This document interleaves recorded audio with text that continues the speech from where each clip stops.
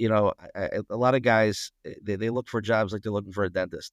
It's something that you have to do, but you're not really looking forward to it. It's not something you're relishing. If that's the way you're approaching the job market, good luck. If I were to ask you to close your eyes, not while driving, and picture a director of a kollel, you probably envision a rabbi with a long beard asking for donations. You probably are not thinking about a career coach. Today's guest is Rabbi Avigdor Goldberger, the director of the Minneapolis Kollel. He is a rabbi, has a long beard, and fundraises, but he is also a certified career coach. Why? In this episode, you will find out. You will also hear about the unique method of the Rockport Institute, which takes into account various testings and, more importantly, the actual human being who took those tests. You will also find out about how you can prepare your kids from a young age for the job market. Don't worry, it doesn't involve private tutors, wacky diets, or cocomelon. In addition, Rabbi Goldberger hosts a podcast called Two Jews, One Opinion, and you will hear about that as well. This is a partnership episode with the Rockport Institute. If you want to become a certified expert career coach like Rabbi Avigdor, the Rockport Institute trains coaches only once a year, and registration closes soon. Shark Tank listeners will get a $500 discount using the discount code SHARK500. For more details, check out the link in the show notes. My name is Yaakov Wolf, and this is Shark Tank.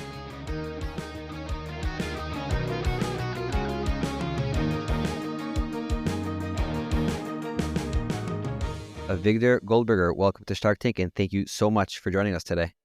Pleasure. Thanks for having me. So I don't know a ton of people from Minneapolis, Minnesota, but all the people I know are very, very, very interesting and fascinating people. So can you tell us a little bit about the Minnesota community and how you ended up there? Sure. Okay, the Minneapolis community is unique. It is kind of unique as far as communities go. It's an old community. The day school here was actually founded, the Orthodox day school was founded in 1945, which is extremely unique for something, outside of the East Coast. So it's a very, very strong Jewish community that's been built kind of intentionally, methodically from the ground up for generations. A lot of people are from here. Their families are from here. Kids move back. And I'd say it's a very theoretical place. It's not huge, size-wise, it's not very big, but it's a very, very strong community. A lot of Torah here, a lot of Torah institutions. Institutions are very strong, and I love living here. As far as how I got here, I grew up in Atlanta, Georgia, so I grew up in kind of small town America, but I went to, regular yeshivas, and when I was learning at BMG in Lakewood, I was looking for an out-of-town kollel. I wanted a very, very strong learning kollel in a small community. And kind of what I found is there's a lot of large communities that have very chashuv kollelim, and there's a lot of small communities that have kollelim that are integrated in the community. But what I was looking for specifically was a very, very strong learning kollel in a small community that I could have, somewhat of an impact. So Minneapolis was the one. Cool. So that's interesting. So you were in BMG, you were in Kollel. So how did you end up becoming so interested in Shark Tank, which is about B'nai Torah in the workforce? Probably because you had Aaron Lapiansky on. Anybody who knows me, I am just a Aaron Lapiansky junkie. Anything with Aaron Lapiansky on it, I'm all over it. I don't remember precisely, but that's probably what it was. Okay. But beyond that, you are also interested in the question of B'nai Torah in the workforce beyond Aaron Lapiansky's involvement. So you tell us a little bit about what your day job is, because you're not really in a very kind of kollel anymore, right? No. So yeah, I came to the kollel here in 2011.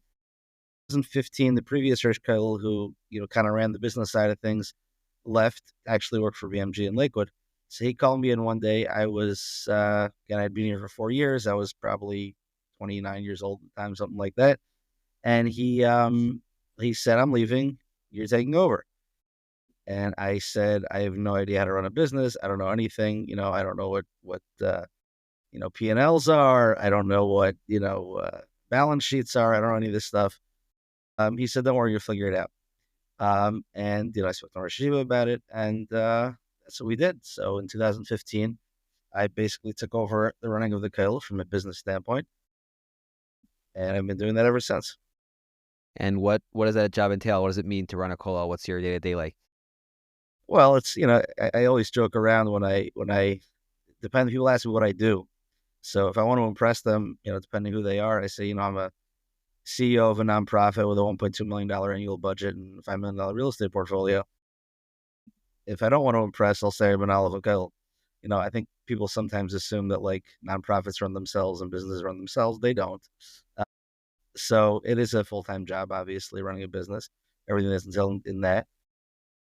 But, all the programming, all the marketing, all, maintaining key stakeholders, PR, obviously financials, making sure that people are invested. I mean, 100% of our funds come from private donors. So, there's a lot to do there. And it gives me a chance to build community, to build individuals. And I love it. Amazing. And throughout this journey, you ended up not just running the Kollel, but you're also involved a little more hands-on in some of the transition, because a lot of the Avrechim don't stay forever. They move on to careers, and that's not an easy transition. So tell us a little bit, just in the early stages, informally, how you ended up getting involved in that topic. Yeah, sure. So what happens in Kollel, guys always ask, so I'm going to be in the Kollel for a few years, and then what? What's going to happen? I think a lot of What's your plan, right? Right. A lot of Kollel Avrechim come into it, wanting to have an answer. So I'll just digress for a second. When I was coming to join the Kollel, or when Frank was the previous Rosh Kollel before me, and he was sitting in my house trying to convince us to come. And I asked him this very question. I said, so I'm going to be in the Kollel for 5 years, and then what? So he looks at me, he says, it's a ridiculous question. So I said, it seems like a very rational question to ask. Why is it a ridiculous question? So he told me, he says, because in 5 years from now, you're going to be a completely different person than you are today. And it's ridiculous to ask what somebody you don't know is going to be doing in 5 years. So there's a lot of truth to what he was saying. That said, what I tell the guys that come to the Kollel here is that, everybody understands coming to a Kollel is not forever, especially a Kollel out of town, a Kollel like ours. You're not coming here forever. We have a shared goal in mind. You're going to come here for several years. You're going to learn, you develop yourself, and then you're going to move on to a good job, whether that's a job in Clay Kodesh, whether it's a job in the working world. So that's your objective, and that's also our objective, right? So once a guy's here for a couple of years, it's a mutual process where the two of us sit down together, us, the Kollel side, and then the Yigalite, the Avrechim, and work with them to try to figure out what is that thing that they ought to be doing. So I was doing that as part of my job with the guys that we have in our Kollel for many years. And it's something that I enjoy doing. It's something that one of the parts of the process that I enjoy the most is allowing guys to figure out who they are. I think a lot of guys, when they're in Kollel, they know how to be part of a group. They know how to be a soldier in an army. They don't necessarily understand their uniqueness, their unique strengths, their unique qualities. And part of the process of fleshing that out while they're in Kollel is something that I very much like to do. It's very interesting the way you formulated that, because Kollel, in that sense, is sort of an interesting in-between step between yeshiva and the working world. In yeshiva, so you're almost like 100% part of the group, right? You're sleeping and eating in the Cheder Ochel with the guys, and you don't have any other areas of your life where you're really forced to be independent. After Kollel, so you're completely on your own. You have no sort of strong, straight framework that's going to hold you tight. So in Kollel, you sort of have the Kollel, which is on the one hand the strong, tight-knit group. On the other hand, your chavrusa is not gonna help you when you're trying to figure out a shalom bayis issue with your wife late at night. Right, for sure. And there's also a difference I find between the major, let's say Lakewood in my sense, and out of town Kollel. And part of my recruitment process is very much that. I go to Lakewood, I talk to guys, and a lot of times the big pitch that I make when I think guys should move out here is that when you're in Lakewood or you're in a large place, you're just one of the group. And it's very hard. Everybody wants to be mitzdayen. Everybody wants to stand out. That's what mitzuyan means. It means to be outstanding. And it's very difficult to stand out in a large group where you're just one of many. And one of the reasons why I encourage guys to come is, you've been already, let's say, in Lakewood for 5 years. You've gotten the power that the group can give you. Now spend the next 5 years developing yourself as an individual. I think that's something which many people in Klal Yisrael, Baruch Hashem, we've got the Klal part down pat, but the Yachid part, I think a lot of people use some development on, and that's something I'm very, very passionate about. Very interesting. So in those early days when you started to work with guys and trying to give them a plan, you were sort of going on your own intuitions. Did you at that point connect to people who had a little more career experience than you? Because the whole topic of coaching is an interesting one. There is, some people think that anyone can become a coach. Some people think that coaching has become way too inundated with unqualified people who just think they can sound smart. So tell me how that process worked out for you, especially in the beginning. Yeah, obviously I'm not going to sit here and defend all coaches because I don't know all coaches, but yeah, for me, this is something that I had been doing already for years before I even decided to enter in the official professional field of coaching. Not just with my angle, obviously guys in the Kollel, I've been talking to them over the years, and I've seen how through talking to them, I understand them. They can learn how to develop themselves. Just in general, over the years, many other Kollel have kind of turned to me and as just for advice and things like that. So, it's something that comes naturally to me to kind of help people and tell them what to do. It's also a lot easier to tell people what to do than do it yourself, but it's a different point. So, I had been coaching guys informally for a long time. And when I saw, this opportunity come up, I was like, oh, this is something perfect. This is something I ought to be doing. Right. So what is that opportunity that you're referring to? You're talking about your official training. Now you're an officially accredited and trained career coach. So Yes, tell me about that. correct. Yeah. So I'm one of the few Rosh Kollel, I guess you could say, on LinkedIn. I jumped on the LinkedIn bandwagon a long time ago. I thought it was interesting, and it was easy for me, and it was a way to kind of connect with many people, and it did open up a lot of doors and make a lot of connections for me. And one of them is Mrs. Shana Karen. So I was online, I was on LinkedIn. I saw she posted something about a career consulting, and she was looking for people that had a niche, that were qualified already, people that she's very particular about what she was looking for. She wasn't just taking random people. She was looking for people that had some sort of a niche of people that they can help find careers. And I saw that, and immediately it was like, well, this is something that I'm doing. I have an niche of people. There's a ton of people in Kollel out there, not just in my own Kollel, but across the Kollel landscape. I'm well networked, well connected within that Kollel world. And there's no question this is how I need to be doing. So I jumped on it right away. We took the course. The course definitely helped crystallize for me a lot of the things that I already intuitively knew, but it gave me the tools to be able to present that in a more crystallized form to people with the official testing, which obviously concretizes things and gives you kind of language to use to help people understand themselves better. And Baruch Hashem, like, we finished the course. It's been great. It's been amazing. And I've already started my second career, side job.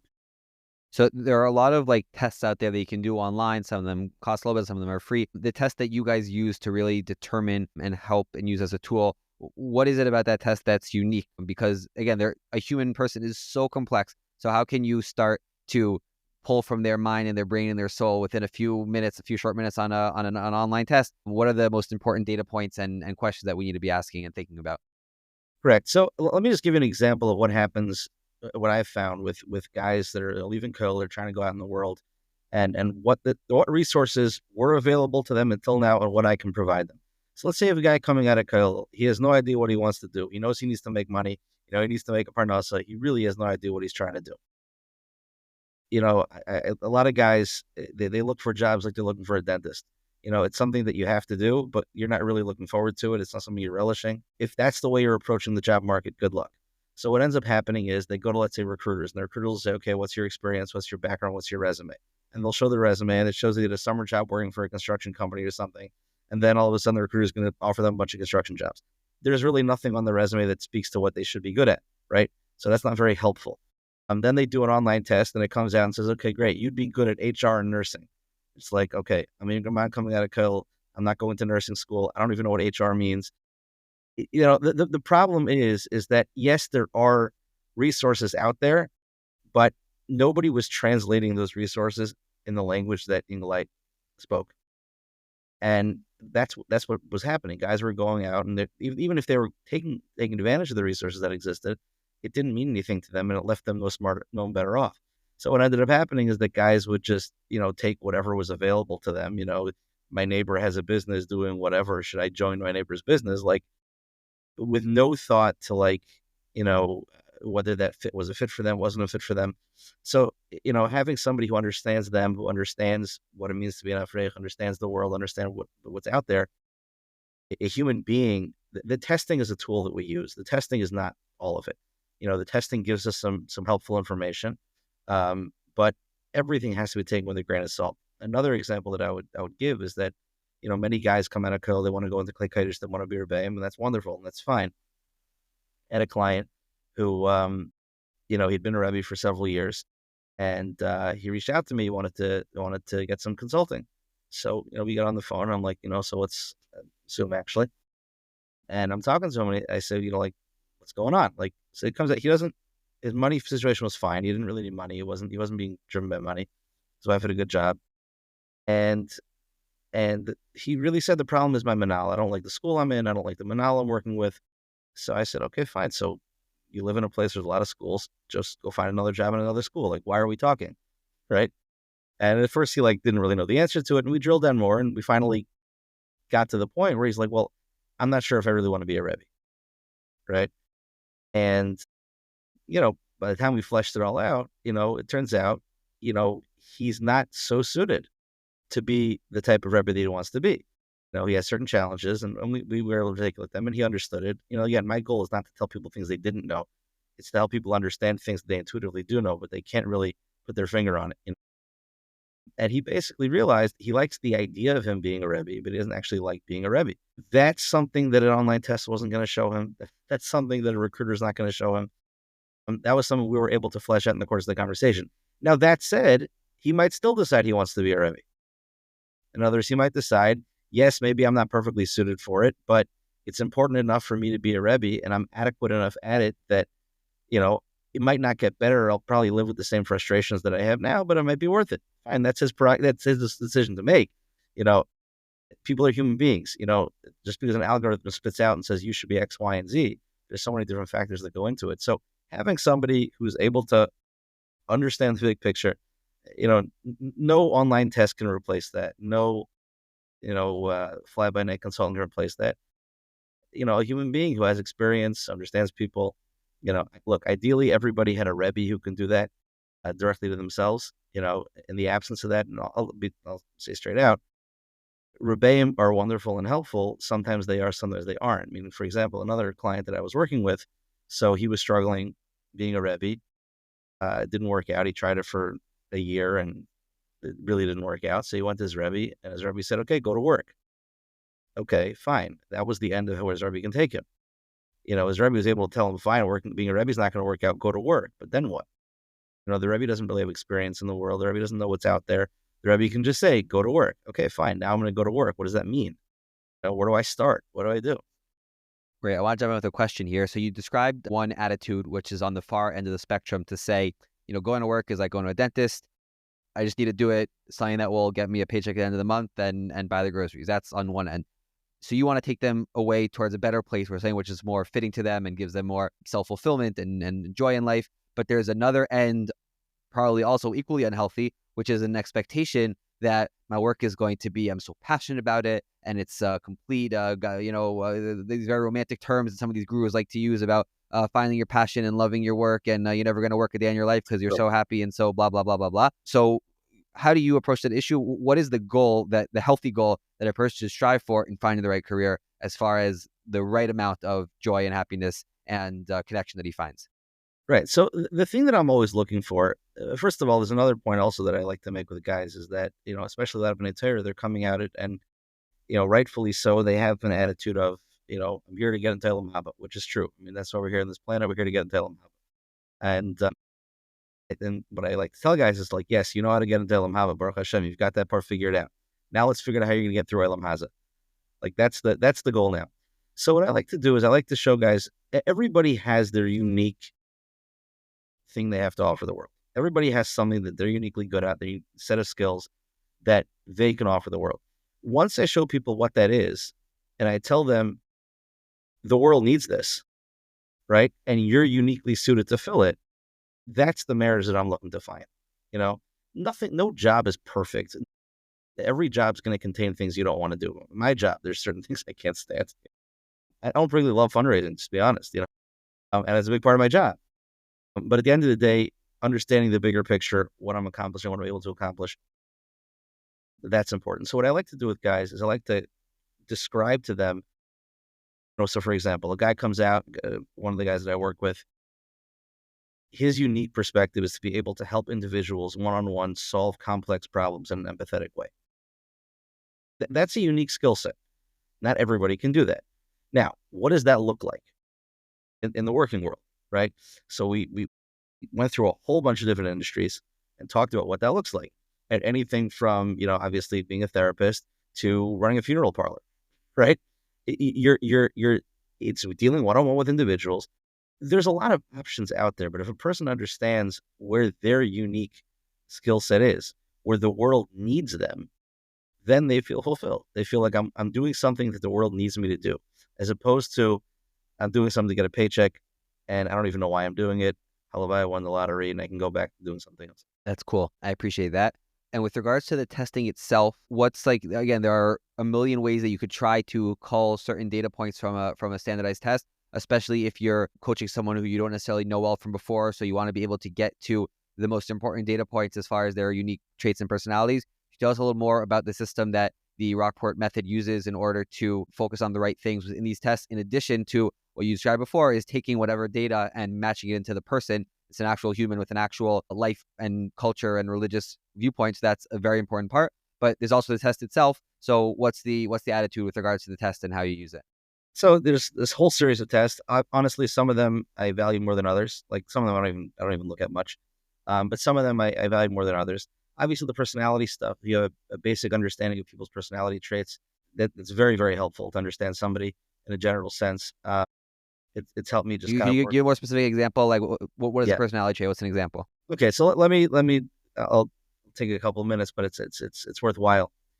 So we use the Myers-Briggs, the classic Myers-Briggs personality framework, right? Myers-Briggs basically measures 4 different values within a person and comes out with 16 general personality types. Me being the person that I am, I'm not just going to take anything like that at face value. I know Myers-Briggs has been around for a while. I'd heard of it before. I'd even typed myself, done the online testing personally, and I am consistent. And I think there's wisdom in all these things. But for me to really buy into it, it has to be something that has its, some way sourced within Torah, is consistent with Torah. I don't know if you've ever seen, this is a book it's called Mastering Relationships by Mordechai Weinberger. It's a book I had seen years ago that I happen to love this book. He uses a framework that comes from Chaim Vital of breaking down personalities by the Dali Yisei, the Eish Ruach Mayim and Ofer. It's fascinating how he uses it. Very quickly developed a way that Myers-Briggs is very consistent with his approach. What it basically looks at, there's certain people that like harmony and unity, certain people like distinction and conflict. Some people are very competitive. Some people like for things to work together. Some people are much more conceptual. Some people are much more tangible. Some people like to live in the world of ideas. Some people like to live in the world of actions. When you understand people through this framework, it's very helpful understanding, where they should be, what they should be doing. If you take a person who's very, very, very abstract in his thinking, you try to put him in a job that's very non-abstract. It's very hands-on, construction. They're going to feel unfulfilled. They'll feel like they're not using themselves. Conversely, if you take a person who's very tangible and hands-on and might do very well as a plumber, but you put them in a university setting where they're talking about theory all day, they're going to be lost, right? So that's what personality typing is. It's understanding what a person's intias are, what a person's geared for, and putting themselves in the right environment. The other things that we test for are aptitude, analytical ability, diagnostic ability, how good your problem solving is. That's very helpful for people. Certain jobs require a lot of analytical ability, certain jobs not. That's not a distinction whether it's tangible or abstract. Some tangible things are very complex and complicated, like engineering, and some abstract things are quite simple. But at the end of the day, how analytical a person is very important. But the one thing that I probably learned the most out of this course that really helped me understand people better is something they call the difference between tribal and maestro. Tribal and maestro means that and it's a spectrum and people are on a scale, but tribal people think like most people, right? Most people kind of think the same way as most people. There are individuals that think differently than other people. There's ways to measure that. And people that are tribal very much understand people, and that's great. One of the classic things that I see a lot is you have a person who's an extroverted maestro. I might be getting a little bit too in the weeds over here, but just to give you an example of how we use this. So an extroverted maestro is a person who thinks uniquely, but he's very outgoing. So this person might be somebody who's a great camp counselor. People loved him. He gets up to Sheva Brachas, he can speak, and he's a very good energy about him, very good aura. He's a performer, and he's great at giving speeches. He could be a great politician. The person naturally assumes that he would make a great Rebbe. because I'm extroverted. The problem is the people who are maestro don't really understand other people. They know what makes other people work. They know how to play to a crowd. They know how to perform. But they get into a classroom and all the kids are the same, right? So they'll say things like, I have a hard time with discipline. A person who's tribal and understands the individual kids, they're not struggling with discipline. They're struggling with Yankee or Shmuley or Maishi. In other words, they'll express the same thing and they'll say, I'm really not getting through to Yankee. That's because they understand Yankee and intuitively they know, I know what Yankee's going through. I know what he's suffering through. Whereas somebody who is more maestro doesn't really understand Yankee or Shmuley or Sroli. They just understand the kids aren't being disciplined properly, right? So that doesn't mean somebody who's a maestro can't be a good teacher. They can, but it'll probably be more in a university-like setting where it's more about the material than it is about the individuals. So take a Rosh Kollel, take a Rosh Yeshiva, somebody who's a master of the craft, a master of the sugya versus a master of people. These two things are a lot of times mutually exclusive. Some people are either they're masters at their craft or they're masters in human beings. And a lot of times the two things don't go together. So, people think, oh, you're extrovert, you're good with people. Not necessarily. Are you a maestro? Are you tribal? So, understanding the general framework of how human beings work is very helpful. Obviously, everybody's an individual.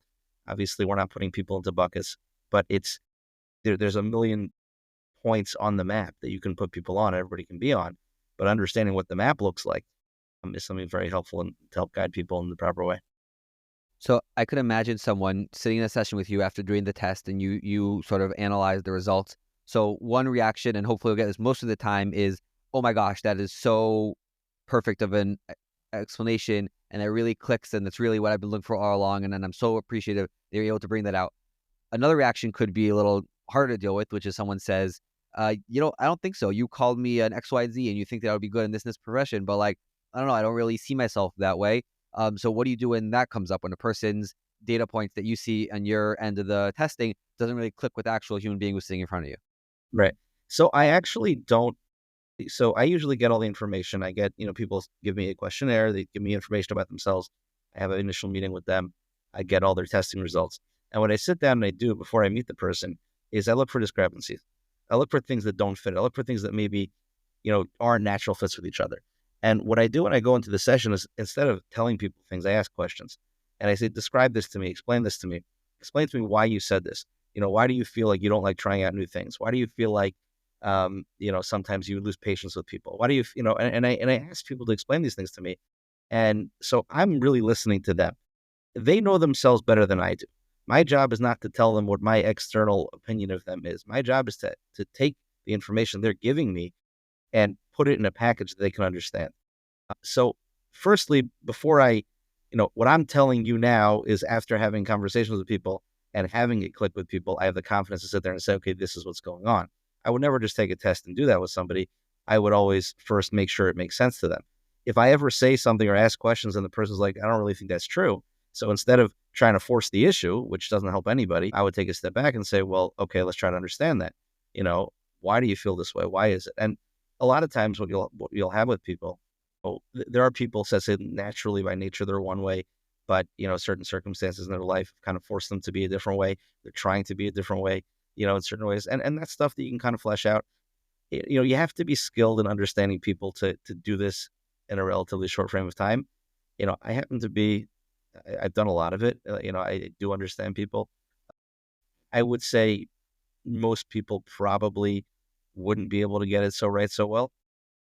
It is something which requires a lot of skill, a lot of nuanced understanding of people. But generally speaking, people fit certain patterns. And especially people coming from the same world, you start to develop patterns, and you have to always listen to people and make sure what you're saying is resonating with them. If it is, obviously you're on the right track. And I won't feel comfortable until I get to that point where the client that I'm working with understands what I'm telling them probably better than I do about themselves. Wow. And what you've described basically up until now is a very interesting process of you getting to know the person, listening, active listening, guiding them to understand themselves. There's another piece to this, which is the industries out there, the super fast changing world of business, and how, what is today might not be, well, probably won't be tomorrow. So is that part of your training to be able to sort of get a good grasp of where we are in the world and where we're headed as far as the different career paths? Because you don't want to get someone a good job that's going to be there today but gone tomorrow.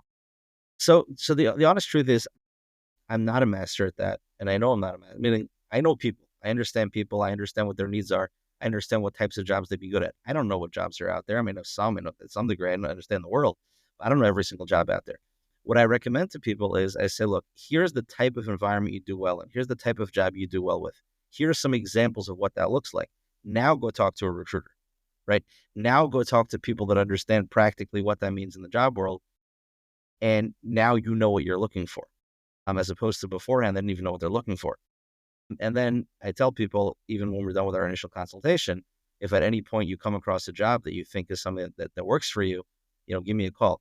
I don't, and we just all this, I don't think there's one, we're not looking for the one job that's like the perfect thing for you. I'm not looking for that. Most people could do many things. Most people have many options of things they can do. What I want to avoid is getting into something which is not a good fit, and finding something which, is an 80% fit, 70% fit, whatever it is. Unfortunately, what happens is guys who don't have any hadracha, they don't have any way, no idea what they're looking for. So they'll fall into jobs that are completely not a fit for them. They'll be miserable. I tell people, at the very least, I might save you 3 to 4 years of absolute frustration. You know, at the very best, you'll find your perfect career, but at the very least, I'll save you 3 to 4 years. I could have told you that, you shouldn't be going into that job, So are we looking for perfection? I mean, sure, if we can get it, but I'm realistic about that. I'm not looking for like, this is your perfect job. Here's the type of environment that'll work for you. I'll tell a guy, for example, you should be in a job where you're doing the work, not managing other people doing the work, because you're going to get frustrated with them. You're going to lose patience with them. You're somewhat of a perfectionist, and you're very good at getting work done. That's something that it's good to know. And within many careers, that, in other words, that particular point, am I managing a team of people or am I actually doing the work myself? That won't necessarily show up in a job title, right? You'll have to know the work environment, et cetera. So the insights that I can give people as far as where they would do best um, are beyond specific job titles. Got it. So you're doing this on the side. It's a sort of a slice of what you do as a Rosh Kollel, and I don't know if you do it in addition to. I mean, you probably do it a little more than that, but it's a side job. It's a side gig, and I can imagine that it's very helpful for it's a helpful course and helpful training if you're in HR, recruitment, various educational fields that people are looking for guidance. Is this something that someone can do full time? Can someone go to this course and become a full time career coach? I would imagine yes. I can't tell you firsthand, but I would imagine yes. The person would. The need is out there. I mean, there's plenty of people that need guidance. I think one of the big, and this is a bigger topic, but I do think one of the big challenges that's facing the frum community today, at least in America, I can speak for Eretz Yisrael, is that especially the yeshiva community, I coined the term overqualified. I do think we are largely overqualified. We've used the power of the klal to great success, and I think at this point we're too much klal oriented. And you find so often people are just chasing industries that other people were successful in. And, a couple of people are very successful in industry, whether it's copywriting or nursing or, uh, money lending or nursing homes. Right? Everybody's following what everybody else is doing. And unfortunately, that has a lot of casualties. There's a lot of casualties in an environment where everybody just looks over their shoulder, sees what the other guy is doing, and tries to replicate it. You're not that person. What works for one person isn't going to work for you. So to be able to help people understand themselves as individuals, understand what their unique strengths are, there's tremendous need for it in the frum world today, as far as I can tell. And again, my particular niche is with Kollel guys. That's my experience. But I would suggest somebody, if you have an experience, if you understand a particular predicament of a person, you have a niche, you have a group of people you want to talk to, I think a person can make a career of it, absolutely. And you're currently doing this for your Avreichim and other Avreichim around the country you work with over Zoom to help them do that transition and go through that process? Yeah. I mean, my ultimate goal, I mean, I just did a guy in a Kollel in a different city, and it was a great experience for him. He went back to his Rosh Kollel, and his Rosh Kollel called me up and said, I want to do this for all my guys. I'd love to be able to connect with all these Kollelim and make it part of the standard process. I think there's naturally a hesitancy of people to kind of go to outside consulting or whatever. I don't see myself as an outsider. I think that helps. I understand from within the Kollel world, I'm kind of one of them, and it's not so threatening in that sense. But yeah, I would love to see. Again, I see so many guys struggling. Many guys find their thing right away and they don't need it and they're fine. But many guys struggle for so long because they don't know what they're looking for. And largely that either comes from a lack of awareness of themselves, understanding of themselves. They may know themselves in the base medrash, but they don't know how that translates into the world outside of the base medrash. And I don't mean even in Kodesh, even in being a Rebbe. Yeah, in the base medrash is different than being in the classroom. It's a different thing. And people don't understand themselves. And that's number one. And number two, they don't understand what's out there. They don't understand how their skill set, how their unique skill set can help people beyond the case of marriage. I don't want to take away any of your business, but just a thought that came to mind as you're talking. Would we who are parents and trying to raise children to be successful people be better off if we were to start young in identifying strong traits? Is something that actually came up in the previous episode with Rabbi Lapin, in which I personally experienced in a great Akarzo to my parents for identifying certain skills I was good at early on and encouraging me to lean into them. So is there a case to be made here based on what you're saying? And again, I don't think it's going to send you out of good business in the next couple of years, but for people who have children and from a young age, there's nothing wrong with seeking and pointing out to them, you're really good at this. Maybe you should spend some extra time or get a little tutoring or do a little side hustle in an area that you're strong in. And then they'll develop that ability to understand that, wow, I have skills that others don't have, and that's something to lean into. So I don't know if I would say it as far as skills go, possibly, but what I would say is the following. I once heard a Rabbi Elephant once said a line at a conference several years ago. He said one of the biggest challenges facing Klal Yisrael today is that the moistus raise the kids, not the parents. And he said, I want to be clear, we have very good moistus. We have wonderful moistus. It does not mean knocking the moistus. But at the end of the day, the moistus raise the kids, not the parents. That presents a big challenge. He didn't articulate more what he meant, but this is how I understood it. Maybe this is what he meant. I don't know. I think this is what he meant. I grew up out of town. I grew up in Atlanta, Georgia. I grew up as an individual. My primary identity was me. Wasn't part of a group, right? Then I went, to yeshiva, and I became part of a group. I gained the group identity. When people are raised by moistus, their primary identity is their group identity. They say, black men all vote a certain way, right? We have to a certain degree, we have that mentality within our world. Your primary identity is not who you are as an individual. Your primary identity is, what group you belong to. So we have a variety of groups. There's a spectrum of groups. You can pick, which brand yeshivish you are and which brand of Orthodox you are. And you can pick your group, but it's still a group identity. It's not an individual identity. I think that we need to, what parents can do, I think only parenting can do this. I don't think institutions can do this. I don't think institutions can give individuals an individual identity. I think if parents took on the role of raising their kids more, then you can give people an individual sense of self. When a person looks at himself first and foremost as myself, and then as part of the group, I think a lot of this is mitigated. Then I think it's more fundamental than just skills. I think it gets down to core identity. Once a person has an identity, I am myself. So yes, I live within a world. I live within a world that has values. I appreciate the values of the world that I live in, but I'm filtering that through me. I think part of what I'm trying to do is get people to think out of the group mentality into the individual mentality.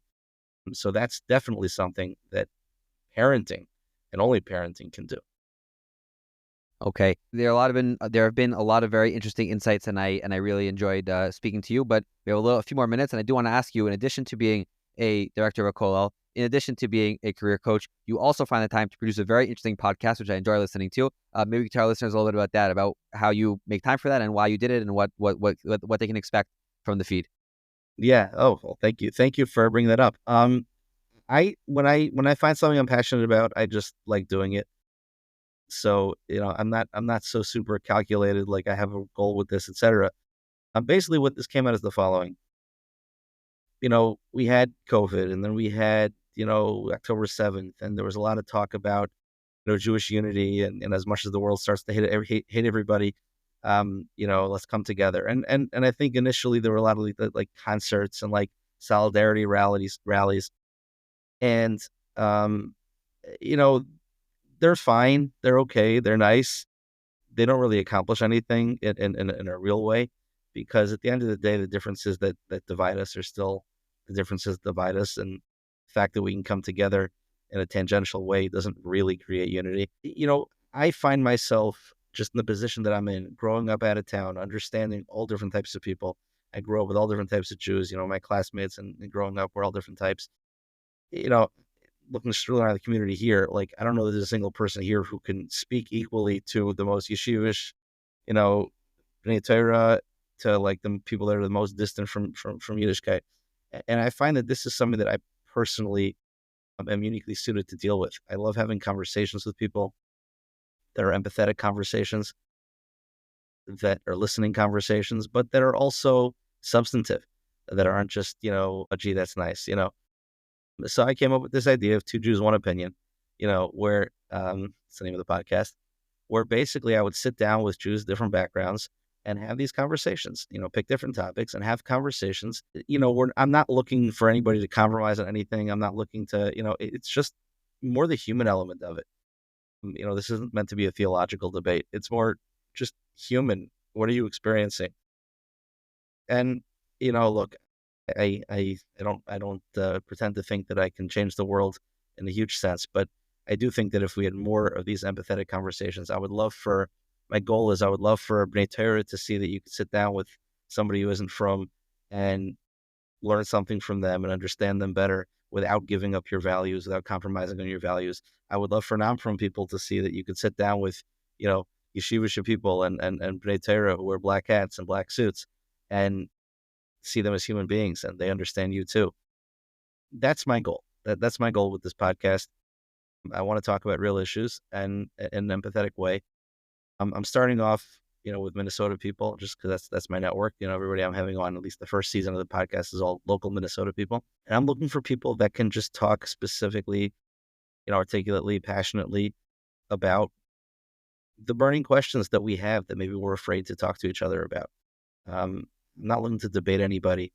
I'm looking to understand and come to a consensus. And that's my nature. It's just an outgrowth. All these different things that I'm doing, the career consulting and it's just an outgrowth of who I am and what I'm passionate about, what I enjoy. So this is just another one. And we'll see where it goes. Who knows? If people enjoy the conversations and it brings a certain level of understanding to the frum world and to the non-frum world, to the Jewish world, then great. I have my unique ability to do that, have those conversations, host those conversations. I feel like I have to do my part, and we'll see where it goes. The ability to, or the hope or the dream that a serious Ben Torah, the top guy in the Kollel, will sit down and listen to someone who's very far from Yiddishkeit and be empathetic and really try to understand and appreciate and even come to some sort of admiration for this person for who he is, sounds like a little bit of a spicy take, if I may. I actually did hear once Rabbi Piansky, who you referenced at the beginning of this conversation, talk to that point. I believe he has one of his introductions where he talks about some of his own family members who are far from Yiddishkeit. And maybe just zoom in on that point a little bit as to why it's important for someone who is very intensely bought into the yeshiva system to really understand and to be empathetic with someone who, according to his viewpoint, is very far from where the person should be. I think every yid is important. Every yid is something Hashem loves. I was raised in a kiruv environment. I don't live in a kiruv environment now. The community here is not a very kiruv heavy environment, and I do feel oftentimes the kiruv environment gets a little bit. The people that are working on become ches shel mitzvah a little bit. One thing I love about Rabbi Labiansky is that he's able to appreciate everybody for who they are without at all compromising on values. It requires nuance. It requires a tremendous amount of das, a tremendous amount of nuance, and be able to hold a lot of things together, and I don't know, that's just my nature. It's the way I was raised. It's the way I was mechonech, and I think there's a lack of it in the world. I think it's easy to just polarize very quickly. It's easy to just jump in, and if I feel that there's a place for me to do something about that, it bothers me when I remember a story Rabbi Lapiansky once told. He said this over at one of his shiurim. He said that, he first took the job in Silver Spring. So his kids were Israeli. His kids were raised, with an Israeli mother in Israel. and he first came over to America. And his kids, the first year he was commuting back and forth. And one time his kids came over. The kid was like 7, 8 years old. His kid came over, and he overheard his kid talking to one of the Bachram in the yeshiva. And they mentioned something about the English teachers. They have English teachers who aren't Jewish in the yeshiva in Silver Spring. So he said he overheard his kid ask the guy, he says, you have teachers that aren't Jewish? Do they beat you? And the first he was taken aback, and then he realized, like, I mean, what do my kids know from Goyim? Like, they live in Yerushalayim. Like, their idea of a guy is like a suicide bomber, like that's all they know. So I'm not, and it doesn't make them bad people. So like, I know more about the world than most people that are, born and bred in Lakewood, etc. I've seen more of the world than they have. I totally understand the Lakewood world. I'm a part of it. I would never compromise on the values for a second, but having that ability to understand people beyond that, there's value in that. And I'm not saying everybody should all of a sudden start doing that, but I do think if it could bring a little bit more, I hate saying the words achdus and unity because they're cliche, and oftentimes those become the goal. The goal isn't achdus. The goal isn't like, that's not the overarching thing we have to worry about as Yidden. There's many other things we have to worry about in addition to achdus. I'm not saying we should replace, fealty to halacha or Amunas Hashem and, for achdus. Oftentimes that becomes the case. Chas v'shalom. Like, I'm not advocating that b'chlal, but I do think if again, I'm not talking about what I think the world needs to do. I'm talking about what I think I need to do, and my ability to do. And I think I can make an impact in that regard. And if I can make an impact, then so be it. Okay. Thank you, Avigdor, for joining us today, and I look forward to staying in touch in the future. Absolutely. Thank you so much. Keep on doing what you're doing.